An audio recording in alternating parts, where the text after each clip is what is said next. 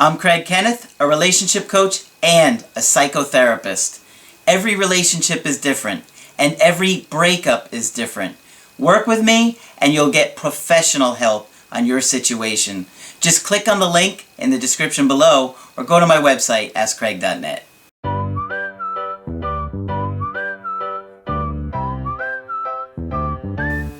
Hi there, I'm Coach Kenneth, and in this video I'm going to be talking to you about Valentine's Day Struggles. So obviously Valentine's Day is coming up, and there is a lot of stress surrounding Valentine's Day.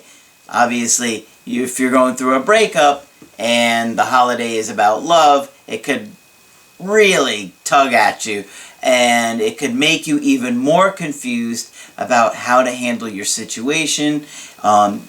A lot of you guys will not hear from your ex on Valentine's Day, and it's going to cause you tremendous amounts of anxiety and stress, maybe even feelings of depression, that they're not going to ever reach out, that they don't care. But remember, even if they don't reach out on Valentine's Day, it doesn't mean they won't at some point, and it doesn't mean that they're not going to be thinking about you either. So I do understand that there's a lot of stress and pressure around it, so I've got a couple questions that I'm going to talk about today. So I got 2 emails, and the first email is from a guy who's 32 years old and was dating a woman who is 25 years old for just under a year. And he said, "Hey Craig, I have been really stressed out about Valentine's Day."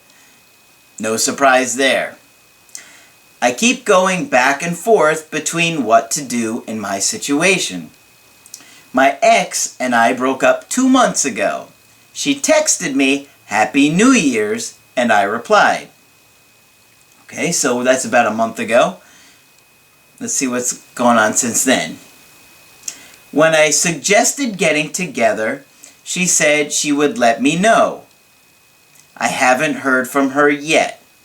Okay, so we're looking at a month. She said, obviously she had some interest to text you Happy New Year's, but doesn't seem like it was enough to actually want to see you. Maybe she's been really busy. Who knows what's going on in her situation? Maybe she's dating somebody else, and it's not going so well. Maybe it had gotten a little worse, and now it's getting a little better. So who knows what's going on there? But you gotta wait for her, I think. Let's see what he says. "I haven't heard from her yet. My cousin works in the same store together and said she asked about me a few weeks ago." So that could have been maybe a couple weeks after her reach out at New Year's. So, alright. "I was thinking that if I bought her some flowers and a small gift, she would forgive me. I know you say not to do a grand gesture, but I wouldn't say this is a grand gesture, would you? Do you think it would be okay to do that?" Okay. A grand gesture doesn't necessarily have to be the grandest of gestures. Okay? Sometimes this is like a kind of like a grand gesture for your situation, because you're not even talking to her right now. You're not hearing from her right now. It's been I guess about a month, and she, while she did ask about you, I think you're going to come on way too strong buying her a gift and getting her flowers. That's not going to be what makes her want you back, okay? That's just not the way attraction works. I know logically it makes sense. Oh, if I do something nice for them, they're going to be happy, and we fantasize about that. I remember, being in this situation. We just get so desperate to reconnect with them, and we will literally try and come up with a million different scenarios of how to play it out. And in our mind, it works like the movies, where we do something like this gesture, grand gesture, they want us back, everything's great, and you live happily ever after. And no, that's not how it works. Only in the movies or in TV.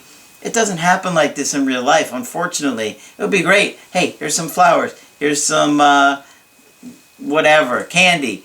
Are we back together?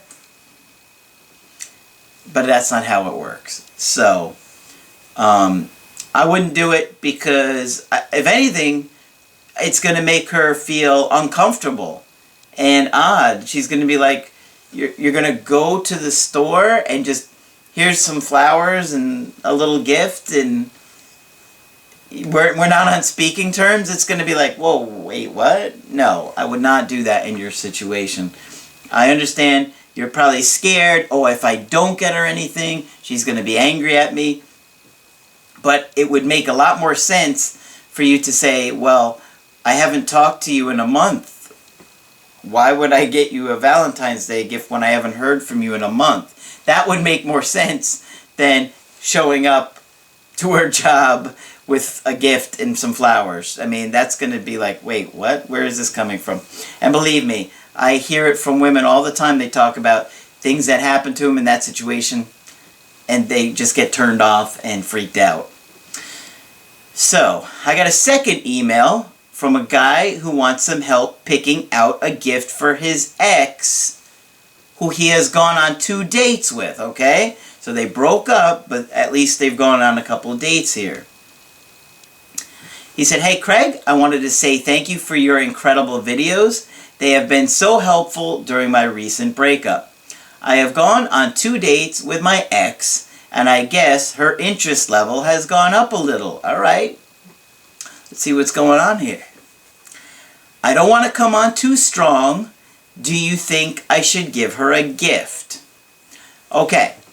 So, you didn't tell me how long you guys were together, and if you guys were together for 10 years and you broke up and now you guys look like you're gonna try and work things out, it's a little bit, well, it's a lot different than if you were dating for 4 months and you broke up and now you've gone on a couple dates again. So it would depend upon how long you've been together, how serious the relationship was, and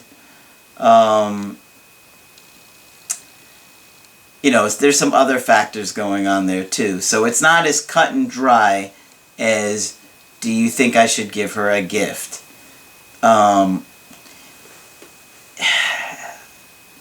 Maybe something small and thoughtful to her. I know there's a lot of different questions that come up regarding a Valentine's gift. It can be very tricky, like, what do I get them? How much do I spend? So there's some different factors here that I thought might be helpful to you guys to understand. So, when you're giving somebody a Valentine's Day gift, you don't want to break the bank. Think about your relationship with that person. How much had they spent on you previously for a gift, maybe a birthday gift or Christmas, whatever. You don't want to outdo the person by, like, this tremendous amount. Like, maybe you spend like $500 on a bracelet and they've, bought you, like, Hardee's for lunch. Like, you know what I'm saying? You don't want to be completely disproportionate. You want to try and stay reasonably close to what you would think they would do for you, because another one person feels bad, and then you don't want it to be about that. It's just that you're being thoughtful of each other, okay? So don't overdo it. But at the same time, you don't want to make them feel like you don't care either. Now, I'm not talking about if you're broken up. I'm talking about if you're with somebody about this. If you're with somebody, you want to make them feel like you care about them and that you're going to get them something that they would like. And this is something that I found could be helpful to you guys. I have a strategy here that discusses the 5 love languages. I put out a video a while ago talking about the 5 love languages. And what they are basically, it's a certain way that you experience love and how you feel loved, okay? So we all have different ways that we like to have love or receive love. And these are the 5, okay? And I talked about it in my video, what are the 5 love languages? Good video, check it out. Gifts, quality time, words of affirmation, acts of service, and physical touch. So you might have a girl that wants to spend quality time, or a guy that wants to spend quality time.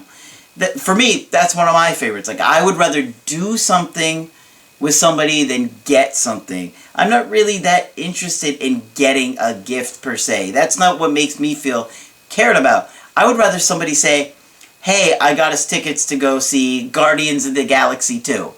Psh, opening night, of course. Can't play around. It's got to be opening night or I don't want to go. I'm going opening night. Right? So that would make me feel like, yes, that's awesome. Or going to a event, like a game or some kind of sporting event or a concert for somebody that I really enjoy. That would be an awesome gift for me. If somebody bought me something like jewelry or I don't even know, that wouldn't make me feel loved, because for me personally, I feel like I like to buy my own stuff. I know what I want, so I'll buy it. So I would rather get something to do with my partner. You might have a partner that really enjoys doing things, doing quality things. So think about them. What do they love to do? And maybe get them tickets or plan an evening to do that with them. I don't know, maybe they have a hobby that they really like to do and they've always been trying to get you to do it with them. Set up a date to do that with them. That would make them feel loved, okay? So that would be quality time. Some people like to get gifts. So in that case, you kind of have to know what that person really likes. And you got to pay attention to small clues, because sometimes the people that like gifts will drop little hints. It would be nice if I had that. And you got to put that up there and remember it. And try and, okay, when it comes time to give them a birthday gift or something like that, then they feel, oh, you were really listening, you really do care about me. Let's see, words of affirmation. People that like words of affirmation would appreciate it if you told them how much you cared about them. And maybe you could do it in a nice card, you really write it out. Try and be creative in some type of way where they really hear it, how much you mean to them, or they mean to you. And I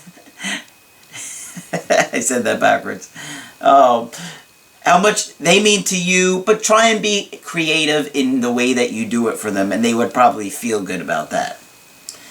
Acts of service. Some people really appreciate you doing things for them, taking out the trash, doing the laundry, mowing the lawn. Some people really feel loved when you do those things for them.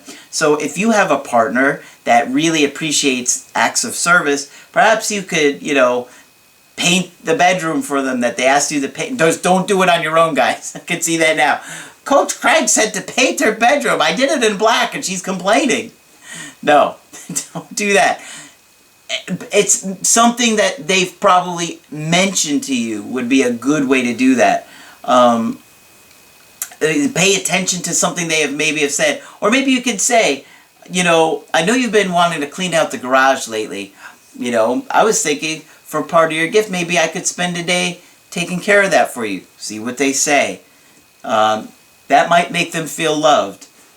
I would think, you want to try and cater to the person. And if you understand what their love language is, you could get them a gift that is more tailored to what would make them feel loved, okay? Physical touch.